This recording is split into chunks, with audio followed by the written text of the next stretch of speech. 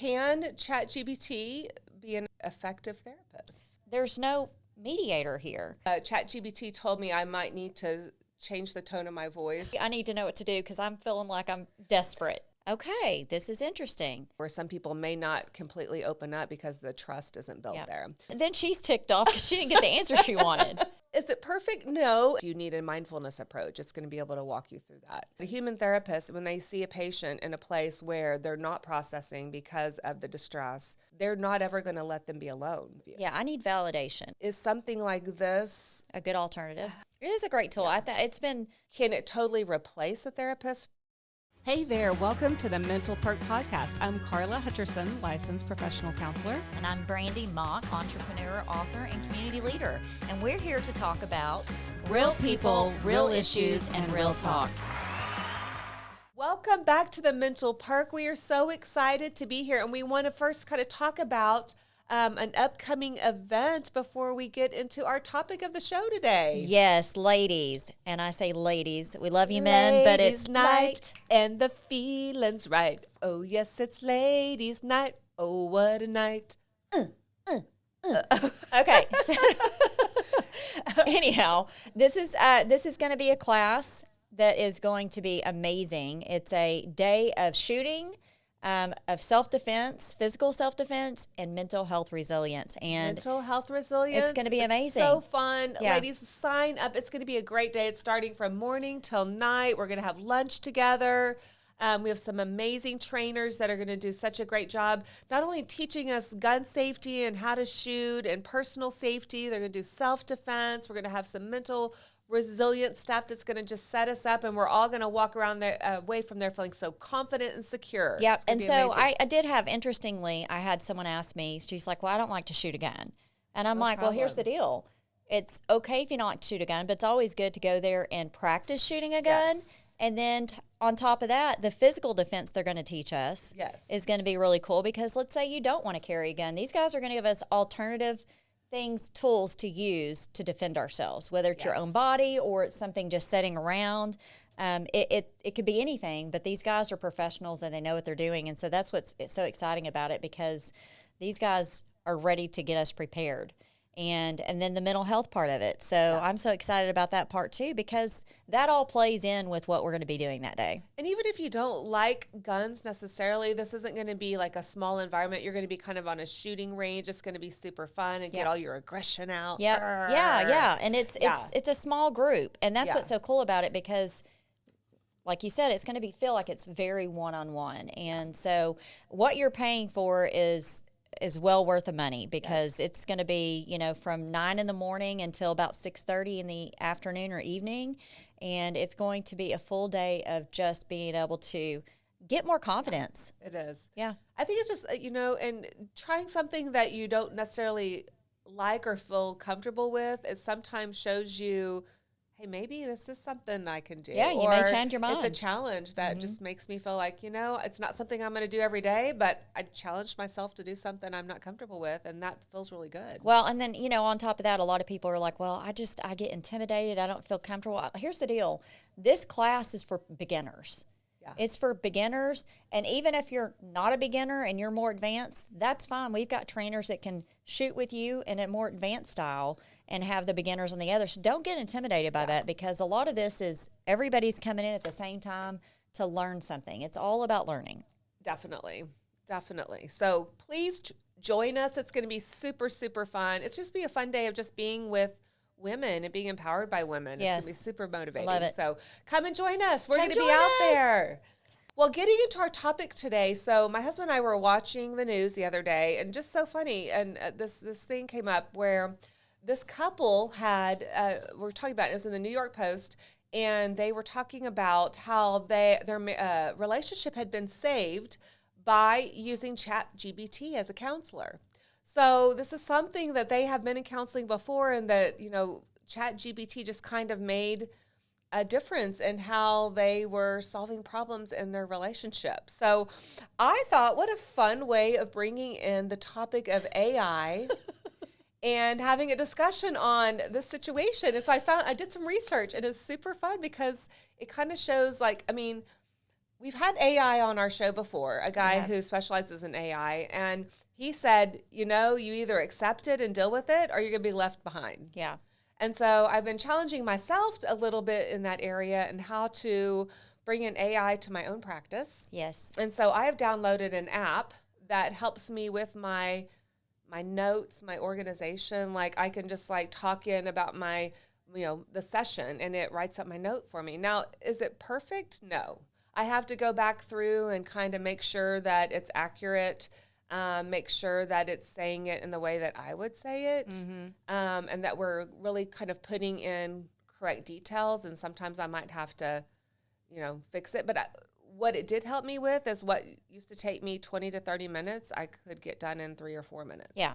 Well, so, and that's it. It's, I think in those aspects, it's definitely a benefit, right? It has been a benefit. But you still have to watch what's going on. You still have to make sure that everything that's being said aligns with how you feel. Correct. And also has to be HIPAA compliant. And this platform that I downloaded definitely is HIPAA compliant. Okay. That's one of the things that it was, and once it's in there, you can erase it. Because what I did is I put it in there and then I put it into my HIPAA compliant platform that I use on my computer, and so then I just erase it. Okay. So that part was really good, and actually the owner of the platform or the designer of the platform or the app that I bought, he actually called me. Really? And he said, "Hey, I saw you just downloaded or that you were using this app. I wanted to know what you thought about it as a therapist." And I was like, I kind of like it. So he wanted to get my opinion on it. That's interesting. Yeah, I thought that was interesting. Yeah. So back to the story of the New York Post. So this this couple, they're in their like early 30s, I guess. Okay. And they were just talking about how ChatGPT kind of served as a referee for them. Like when they're having a discussion or an argument, they'll put it into ChatGPT, and ChatGPT will give them some communication tools or help them kind of go through some solutions on what they could do to solve this dispute, as you would call it. And they either would laugh at what they were saying and then the fight would like take a lighter note, or they would take the advice. Like I think at one point ChatGPT told them to open their relationship to other people. And so in that moment they were like, well, that's a little crazy, but it made them laugh. So then they stopped, the dispute was better. But I was just like... Well, yeah, because they're like, well, that's totally not aligning with our beliefs here. Yes, and so they thought that was funny. But yeah, it's not something that they were taking for granted. But anyway, they have the, I guess, more advanced subscription. I guess it's $20 a month to have the... We have that? I just have the free one. Do you? No, use I've got the you advanced. got the $20 Yeah, one? Okay, yeah. well, I might need to upgrade my subscription. Yeah. Yeah. But so I started, it just kind of intrigued me that, can ChatGPT be an effective therapist? I'm going to say no. And the reason why I say that, it's based on what you put in there. Correct. So let's say husband's ticked off at wife. Yes. And he's like, I don't like the way my wife does this. Well, guess what? ChatGPT is going to say, okay, well, let me give you what I think about that. Yes. But there's no mediator here. It's based on what you put in there. And what people have found out, because then I went and did some more research and I saw other couples doing the same thing. They said that ChatGPT usually comes back kind of neutral, or it'll take the side of the other person even and make you see their perspective. So, like, I think one couple was talking about, well, the lady says, yeah, I tend to kind of say things mean or sarcastic to my husband. And so when I put that in ChatGPT, ChatGPT told me I might need to change the tone of my voice or whatever. So it kind of took the side of the husband. Okay. So that kind of came back funny. Well, but then she's ticked off because she didn't get the answer she wanted. Yes. So you can literally type in there, don't like your answer, give me another one, and it'll come up with something else. Yeah. So is it perfect? No, and it's only going to be as good as the information that's inputted into the algorithm, right? Yeah. So it's really weird to think of how all of this works. But I do think that there is a place for AI in therapy.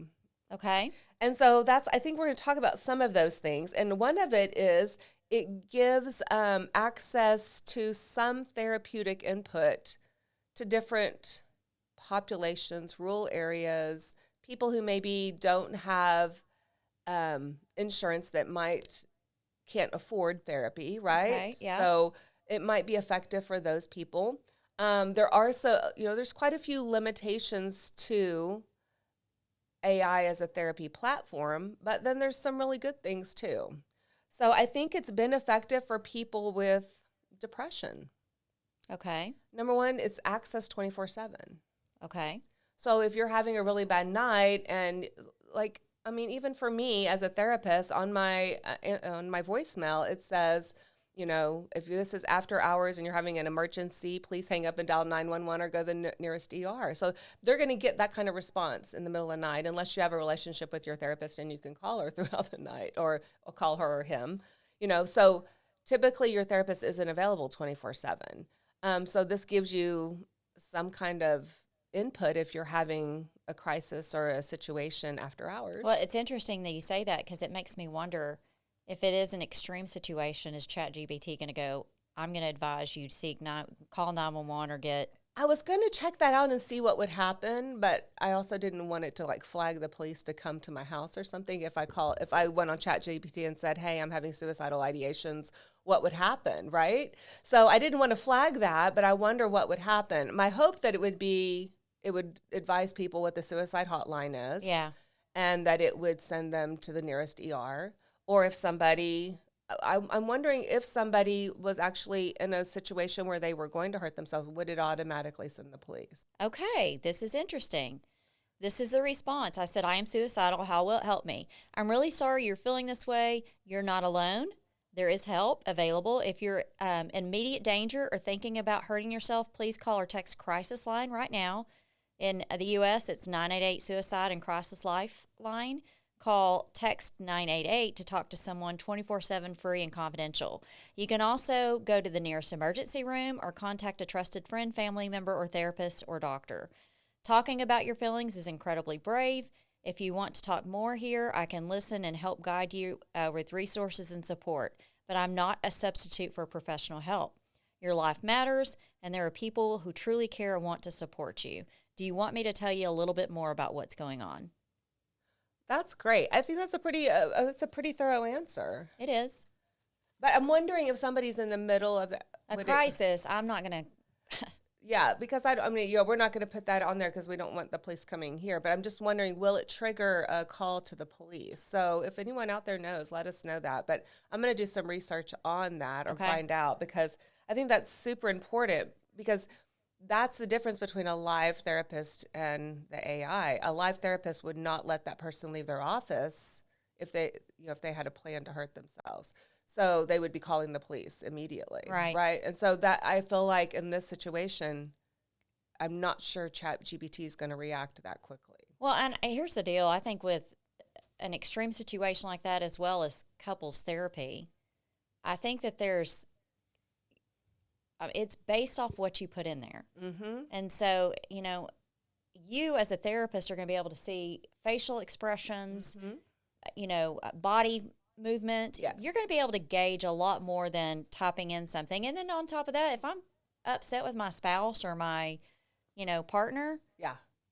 If I'm ticked off, I'm going to be putting stuff in there that is probably not going to, But I do think the algorithms will check that emotion. From what I've researched, I think it will checkmate you on that. Okay. It does call you out. Like if you're putting in a emotional response that's dysregulated, I think it will catch the wording that you're using, maybe not the tone of your voice. And it might say, hey, you need to use a skill and calm down, or may not be a good idea to work through this problem with your husband right now until you've calmed down, or something like that. I think it's going to try to have some kind of regulation in there. So what should I ask it to see? Let's see. My husband is a douchebag. I was literally going to say that. Oh, my God. Honey, you really are not. This is just a show. No, but put something like that. I can't stand the way he talks to me. I don't know. Just put something like really emotionally driven in there. Like, be a little. Okay, I'm going to put my husband's being too aggressive with his attitude. Yeah. What should I do? Okay. I'm really sorry you're going through this. It sounds incredibly heavy. When someone's attitude becomes aggressive, especially from someone close like a spouse, it can leave you feeling overwhelmed, scared, and stuck.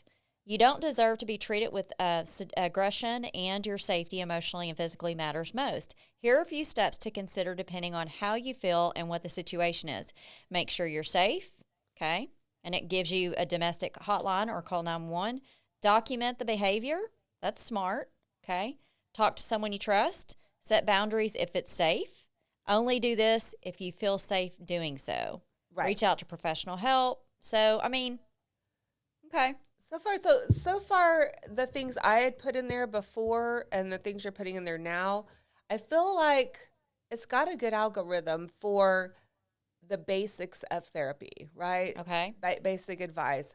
And so I think we have to get past, there's different approaches to therapy, right? There's different theories, different approaches. And some of those are going to be more factually based, like your CBT therapy or your cognitive behavioral therapy, right? That's going to be like, when you're just, that's going to have certain toolkits for certain situations or emotions.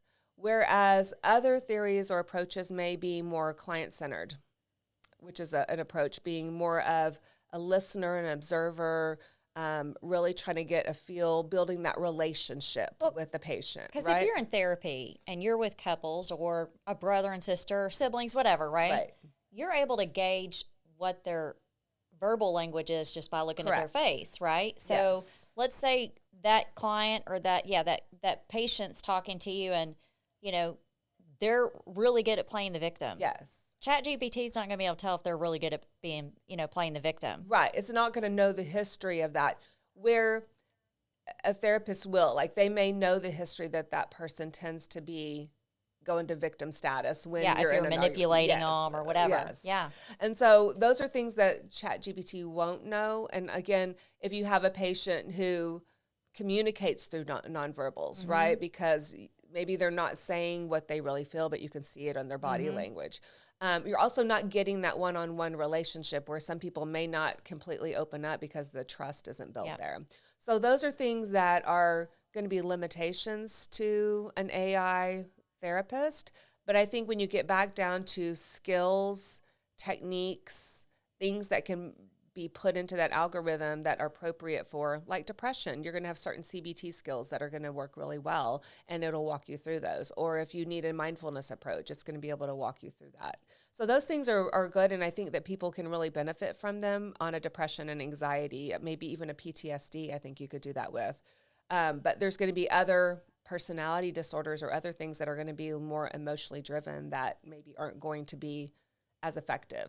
But where it can be that coach for that person who has a personality disorder. It can coach you through that. It can. And so those would be tools a therapist could use. I think, can it totally replace a therapist? Probably not a good idea. Absolutely not. But can it be a tool the therapist can use with them for that 24/7 care? Well, if you're in a meltdown and I'm in front of my therapist and I'm in a meltdown, I'm emotionally, I'm, maybe physically a little upset. I've got someone to be able to go, okay, here are the tools I need you to think about. I need you to stop and breathe. I need you to do all these things that a therapist would help you do, while you're in front of them. Whereas if you're having that meltdown with chat, it's not going to give you all those tools. I may need someone to literally say, right now I need you to calm down. Well, if I'm freaking out, and I'm not going to be tapping in, please calm me down. It's just not going to happen. And I think in that situation, if you were recording on ChatGPT during a breakdown, if you were like, oh my gosh, I can't breathe, and you're having that emotion, it will probably click in and say, okay, why don't you do some rhythmed breathing? Or, it might kind of give you some different techniques to use, but you have to be in the mindset to hear it. Whereas somebody's touch. But you also have to be in the mindset to type it in to say what you're, like if you're hyperventilating. Right, exactly. I mean, I've never used a voiceover on it. I don't even know. I'm sure there's an option there. There is. And maybe it can gauge that emotion in your voice. Yeah. But I don't know. It's not and I think that's what the research has shown is, number one, there's not enough research on it as an effective therapist. I think it's a therapist tool. I think it can work side by side with a therapist. Okay. I think it could enhance a practice. If you're a therapist who assigns things or you want them to have follow-up afterwards, I think it would be a great tool for that, to, keep them in check. Or if you wanted to put a safety plan on there, or if you wanted to put an emotion regulation plan on there, you could do that, and it would talk you through those steps. And I think that would be super good. Or if you were in couples counseling and you wanted them to practice certain communication skills, I think it would be good at kind of guiding them through that at home. So those things I think are really good. There is a survey from 2023. There's 1 in 10 clinicians are already using chatbots in such as ChatGPT in their workflow. So, and 50. But are they doing that with their patients, or are they doing it more for organization and for Yeah, I think right research? now, I think most of them are kind of like me, using it Yeah. to make the work better. But I think that there's more therapists now that are using it as a toolkit for their patients. Okay. So I think that that's also happening. The thing that a therapist really does well is builds that empathetic bond with their patients, and they build that trust. And that's something that I don't know that ChatGPT or AI could ever replicate. I don't know that you can replicate that. I don't think you can. Yeah. I mean, if you think about our younger generation, they are digitally driven. I know. I mean, for that generation, a lot of them were happy just to get a list of things to do, or for the device to tell them, hey, you're being unreasonable right now. Maybe you're hangry. I don't know. Why don't you go get a bite to eat? And they would do that, and they might feel better. Well, should I ask Chat here? Yeah. I'm going to voice it. Okay. Chat, I'm getting really, really upset right now because my stomach hurts. I think I'm hungry. I need to know what to do because I'm feeling like I'm desperate. And you're just getting all irritated with And I'm everybody. getting irritated, really irritated. What do I do? Oh, so what it does is you talk to it, and then it literally translates what you just said. Okay. So hey, thank you for telling me. I hear you're overwhelmed, your body's in pain, and your emotions are running high. Thanks a lot. That's okay. Let's take one step at a time together. You're not alone. First, let's handle the hunger. That intense feeling in your stomach, it's real. Your body might be fight or flight mode because of the hunger or stress, which can feel like desperation or panic. Do this right now. Get something small to eat, even a piece of bread, crackers, fruit, or granola bar. Doesn't have to be a full meal. Drink some water. Then let's breathe for a second. Okay, that's pretty cool.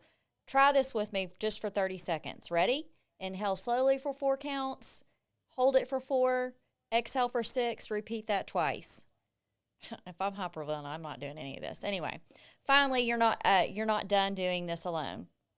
You're doing exactly what you should, asking for help. That takes strength. Okay, this is kind of encouraging. You're not broken. You're just hurting right now.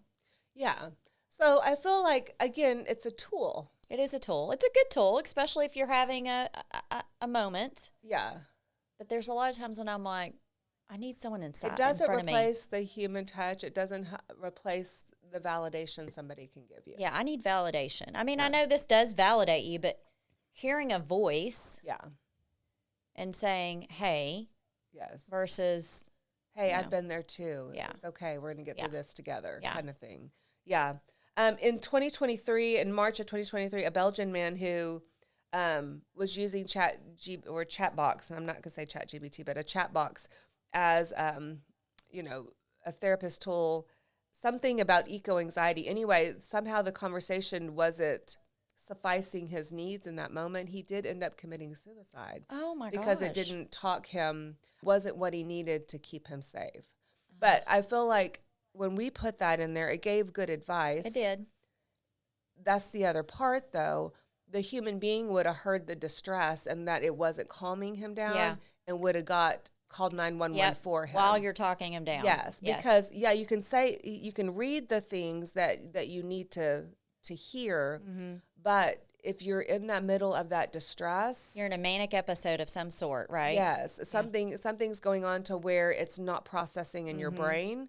You need someone then to to step in and keep you safe, right? And that didn't happen in this situation. Well, and then I get comfort off of knowing, let's say I'm going through something in life, whether it's good or bad, therapists have seen so many different patients with the same situation. They're ready to give that person those tools to be able to navigate through the situation. Whereas to these chat boxes, we're literally teaching them as we go. Right, exactly. I mean, you know? Yes. And it's constantly changing as algorithms change. It's constantly going to change. But it's like I said, a human therapist, when they see a patient in a place where they're not processing because of the distress, they're not ever going to let them be alone. They're going to make sure that they're calling 911, they're getting them to a hospital. They're not going to ever be alone. So until, because typically in those situations, being with somebody is the best thing you can do to stay safe. So that's the biggest piece here is you're not going to ever be able to train ChatGPT to take that place. Yeah. Right? To read that particular situation. I think artificial intelligence is also prone to biases because it's based on, again, algorithms and human beings putting in that data.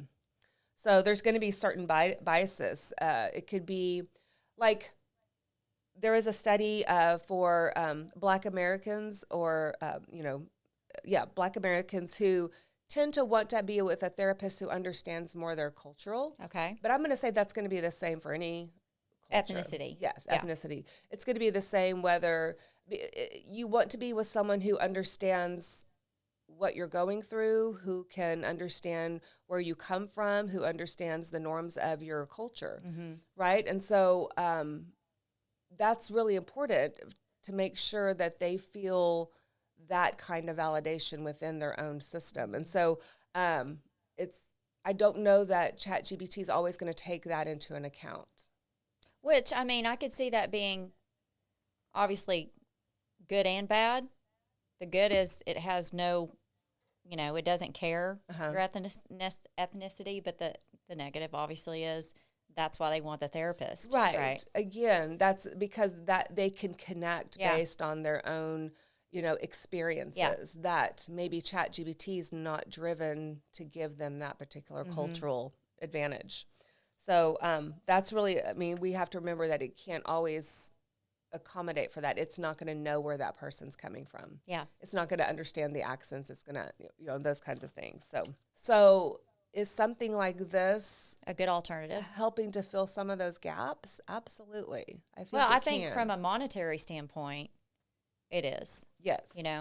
But it's like you said, maybe there's a lot of people out there that aren't familiar with chat or, chat boxes. And we're on the cusp of it. It's still, everything's changing to AI, it seems like, manufacturers, therapy. There's a lot of things. AI is going to be in every aspect of our life. For sure. It's going to be in restaurants. It's going to be in grocery stores. It's going to be in businesses. It's going to be in banking. It's going to be every aspect of our life is going to be influenced by AI. Our cars will be influenced by AI. I can say something right now and I'm getting an ad on my phone based on, a certain product, which is a little scary. Yeah.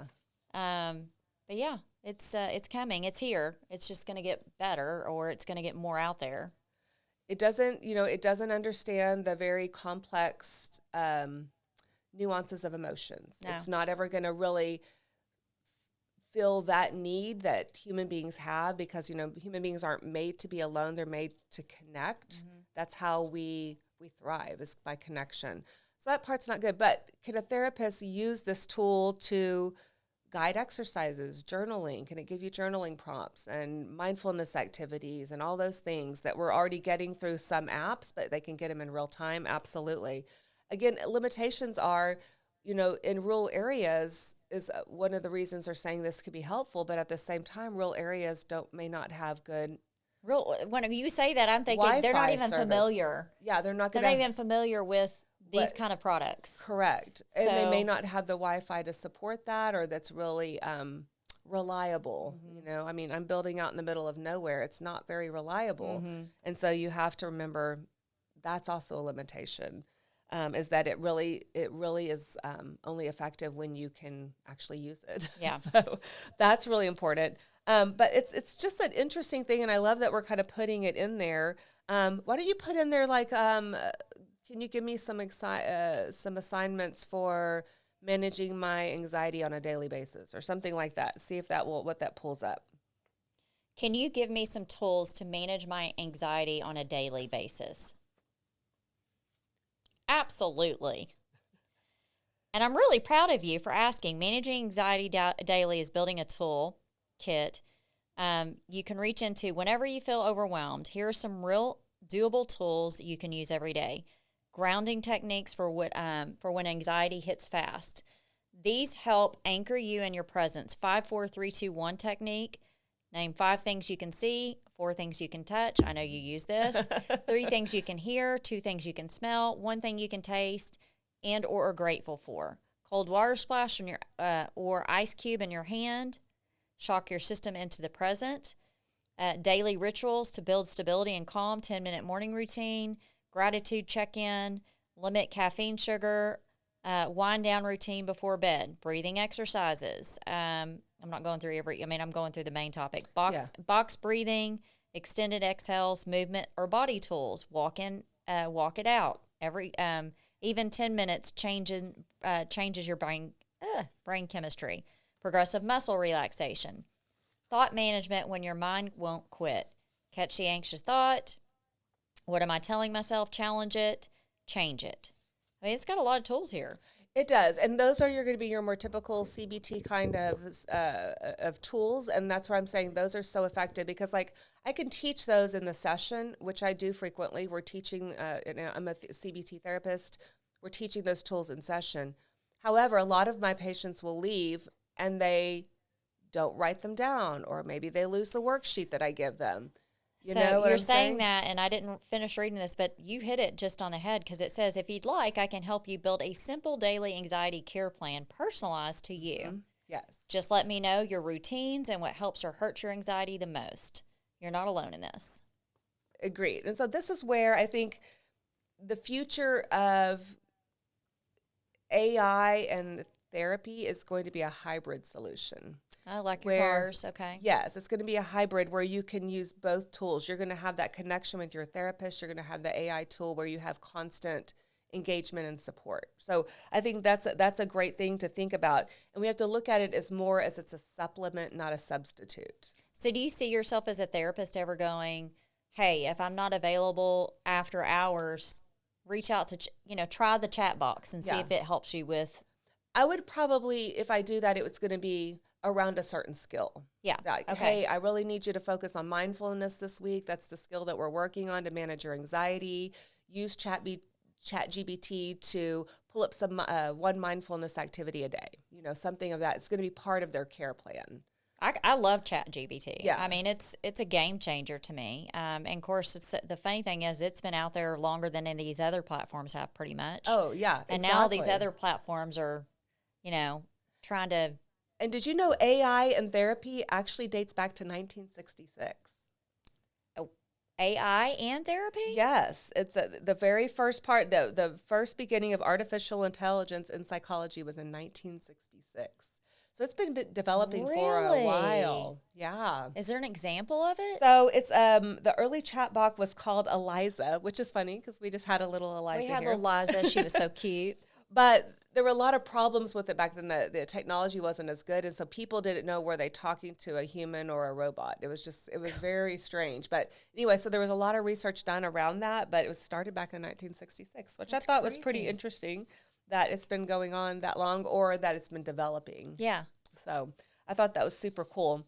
So I think there's a lot of great things that AI can do, and I think that our previous guest was right. We have to find a way to work with AI and to find a way to implement it into our businesses, our lives, because it's not going to go anywhere. It's only going to get bigger and bigger. It's not, but my concern is, and I'm going to ask you this as a therapist, what if we become too reliant on AI? Well, if we get too reliant on that, it's not training our brains to think for themselves. Yes. It's not training us to self-regulate. Yes. Which is a huge problem right now, is really people learning or having the ability to self-regulate. Yes. And so, yes, we can get really dependent on things like AI, And then when we don't have them, or we're in a situation where we don't have Wi-Fi, does it cause us to have that panic attack because we don't have our tool? Yes. So that is a limitation of how we need to have a healthy balance of being able to use it, but not becoming over dependent on it. Yeah, okay. But we really shouldn't be over dependent on anything because nothing's permanent. No. So we really have to my find therapist ways. could die, right? Yes, And exactly. I've put all my eggs in that basket. Yes. That could be super huge. important. Yeah. But I could see therapists, like I said, for my own organization, I think it's a great thing. Case notes or, client notes are something that's always a pain for any mental health professional to get those done between patients before you forget things. And so finding a system that works for you, either voice activated or typing it in, that could be very helpful. I think it's really helpful in, supporting that patient between sessions, using those homework assignments. It is available 24/7. We now tested it. We know it's going to, direct people to emergency services if they need that. It can reduce cost. So maybe you don't have to see your therapist every week. Maybe you can go to every other week or something because you have tools in between that you can use.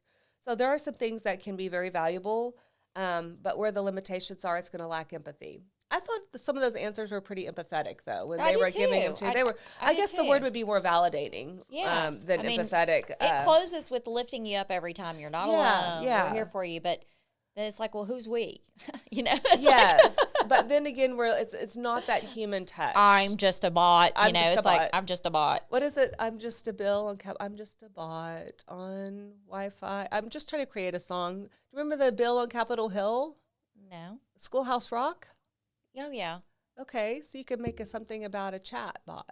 Well, I'll let you do that. Okay, I'll work on it. But yeah, human psychology is too complex to ever let artificial intelligence replace that. I don't think that's ever going to happen. Well, because here's the deal, too. Like you said, someone that's dealing with a bipolar disorder or, a manic disorder or, personality disorder, whatever it is. Again, this plays off of what you're putting in there. So if you're playing the victim or if you're playing the manipulator, it's not going to be able to tell. Whereas to someone like you are going to be able to go, okay, Brandi, I need you to hone it back a little. Yeah. And this is what I know because I've seen you before. Yeah. And, And I think AI can help you see the other side of a situation, but you have to put in both sides. Like, hey, this is what I'm saying, and this is what I'm feeling, and this is what my partner is feeling, and this is what they're saying. Hey, we should try that. Yeah. So what should I say? Let's come up with an idea. Okay. Let's say my husband wants me to be home more. And I feel like I'm more me when I am able to go do my own thing during the day and have a job or whatever. Okay. Oh, okay. So I said my husband wants me to be home more, but I feel like I'm more me when I'm out doing my thing. Okay. Which is kind of very vague, right? Mm-hmm. Right. That's such a valid feeling. And it sounds like you're caught between two important parts of life, your relationship and your sense of identity. It makes total sense that this would feel very heavy or even confusing. Here's the thing. You deserve to feel like you, alive, whole, and fulfilled. See, I kind of got a little pause on that one. I don't know about you, and I'm going to let you tell me what you think, therapist. Okay. If being out working, creating, connecting with others, or just being in your own element makes you feel like you're your best self, that matters a lot. But you also have to care about your husband, and it sounds like he's needing something too. More time, more connection, maybe more presence. Or could he be just controlling? I'm just saying. That's not the bot saying it. That's what I'm thinking whenever I'm reading this. Yeah. So how do you balance both without losing yourself? Here are some few thoughts to help you unpack navigate this. Start with a heart-level conversation, not a debate, a real talk. Try something like this. I want to understand what you're feeling when I'm not home because I love you. And I also want to share how much being out there helps me feel like myself. You're not choosing you over him. You're choosing us over resentment. Yes. Figure out what being home means to him. Is it about the physical presence, emotional connection, quality time? Sometimes what feels like you're gone too much is actually I miss you underneath. Ask him, what does being home more mean to you? What do you feel like we're missing? This can lead to compromise without either of you feeling unseen. Protect your time for you. This is crucial. If being out there makes you feel alive, you must protect time for you, even if it's just carved out hours you both agree on. You're better for your relationship when you're not running on empty. Design together time that feels good for both of you. Bottom line, you don't have to shrink to stay in love. So I would say, as a therapist, all of that is a direction I would lead that couple if they were sitting in my office. Mm-hmm. The difference is you don't know past history. Yes. And you don't know is what the man feels insecure because she's done something in the past she shouldn't have.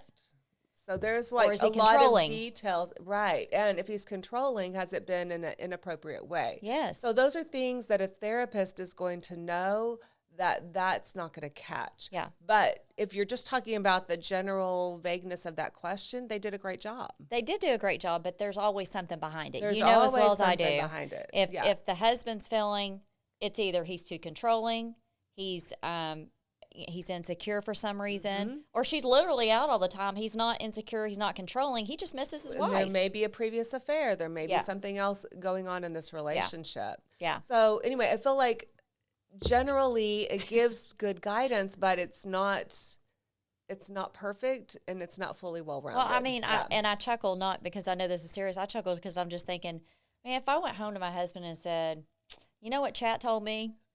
Told me you to go pound sand and it doesn't agree with you. I mean, you know what I'm saying? I could see it getting, you know. Exactly. And him telling Chad to go pound sand and it's wrong, you know. Or tossing that phone right out the window. Here you go. This is what I think about Chad.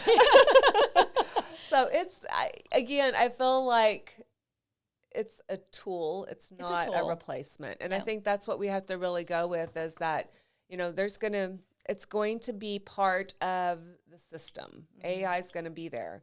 How do we use it most responsibly? And I feel like in the world of therapy, it cannot be a replacement.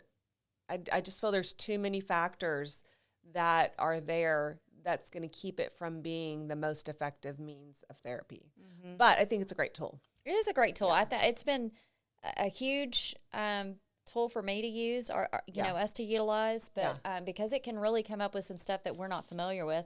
Research, it's always good if you put in enough information, it comes up with everything and more that you wouldn't have thought of. But I just think when you're having to rely on that personal connection, it's never going to be that to me. Yeah, 100%. Yeah, I have a patient and she's using it a lot and she talks to ChatGPT a lot and she's like, she says, sometimes it just keeps me company. So, you know, I mean, I think it's got. But that's a little scary though to me. It is kind of scary. Because are you going to isolate yourself more? Yeah. Are you going to know how to socialize with real people? I mean, well, as her therapist, I know she's a very social person and does get out. No, I know, but if it wasn't, but that's where a therapist is going to catch. Is this unhealthy, or is it kind of a funny tool for this person? Yeah, and for this person, it's kind of a funny tool. Yeah, which I think is funny. She's like, it's either my cats or GPT, you know. Yeah. But I know she's very social and she works in an environment that's very social. So. I'm not so worried about her, but that's where a therapist is going to give guidance, whereas ChatGPT is not going to catch that, right? They're not going to know what your lifestyle is. There's the empathy for the tears. There's, you know, the joy when you're winning. Yeah. Those are things that you're not going to get from a tool. It's just not going to happen. You're a tool. No, I'm just kidding. Isn't that a word that people use, like when they're insulting you? She's such a tool. Yeah, such a tool. She's such a tool. ChatGPT, we are not insulting you. You really are a tool. You really are a good tool. That's right. So as always, we always love to hear your feedback. Yes. We always like to get your opinions on how AI is, how you're using it. And is it therapeutic for you? Yes. We'd love to hear that. Or if you get quite the opposite. But we love to hear your opinions. So please write into us. Go to our website. Send us a message. Send us funny things at any chat box. Oh, especially if they send you funny things, let us know. We love the funny stuff. That. Yeah. All right. Thanks so much for joining us. We look forward to seeing you on May 17th for the Unstoppable event, women out there, and we will see you at our next episode next week. See ya. If you or anyone you know is struggling with mental health issues, please reach out to talk to someone you trust. Get connected to a mental health professional who can help you find ways to cope and ultimately feel better. If you are having suicidal or self-harm thoughts or thoughts of hurting another person, please go to the nearest ER, call 911, or contact the National Suicide Hotline at 988. Thank you for tuning in to Mental Perk. We hope our talk today highlighted real people working through real issues based on mental health. Our goal at Mental Perk is to make sure every one of you knows you're worthy. We're in this together.